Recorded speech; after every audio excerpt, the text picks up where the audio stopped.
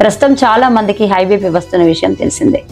అందుకు అనేక కారణాలు ఉంటాయి. అయితే కొందరిలో బీపీతో కూడా బాధపడుతుంటారు. లో బీపీ సమస్య ఉంటే కొందరిలో ఎలాంటి లక్షణాలు కనిపించవు, కానీ కొందరికి మాత్రం పలు లక్షణాలు కనిపిస్తుంటాయి. లో బీపీ సమస్య వచ్చేందుకు కూడా కొన్ని కారణాలు ఉంటాయి. అయితే లక్షణాలు లేకుండా లో బీపీ ఉంటే పెద్దగా ఆందోళన చెందాల్సిన పని లేదని, కానీ లక్షణాలతో లో బీపీ ఉంటే మాత్రం ఖచ్చితంగా జాగ్రత్తలు పాటించాలని వైద్య నిపుణులు చెబుతున్నారు. డీహైడ్రేషన్ బారిన పడిన వారిలో సహజంగానే లో బీపీ వస్తుంటుంది. శరీరంలోని ద్రవాలు వేడి లేదా పలు ఇతర కారణాల వల్ల త్వరగా ఖర్చు అవుతాయి. దీంతో ఎలక్ట్రోలైట్స్ సమతుల్యత ఏర్పడుతుంది. ఫలితంగా డీహైడ్రేషన్ బారిన పడతారు. ఇలాంటి సమయాల్లో లో బీపీ వస్తే మాత్రం చాలా ప్రమాదమని ఆరోగ్య నిపుణులు చెబుతున్నారు.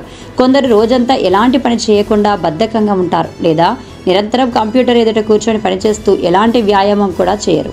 అలాగే నిద్ర కూడా ఎక్కువగా పోతుంటారు, అతిగా నిద్రిస్తుంటారు. దీంతో శరీర హృదయ సంబంధ వ్యవస్థ పనితీరు దెబ్బతింటుంది.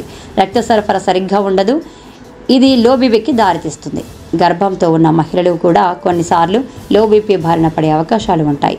గర్భంతో ఉన్న సమయంలో మహిళల్లో హార్మోన్ల అసమతుల్యత కొన్నిసార్లు ఏర్పడుతుంది. దీంతో రక్తనాళాలు వెడల్పుగా మారతాయి. దీనివల్ల బీపీ తగ్గుతుంది.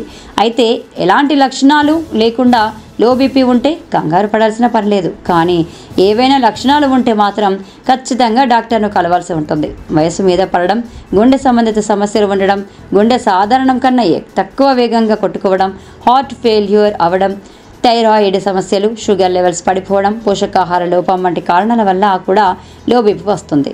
లో బీపీ వచ్చినప్పుడు కొందరిలో లక్షణాలు కనిపించవు, కానీ కొందరిలో లక్షణాలు కనిపిస్తాయి.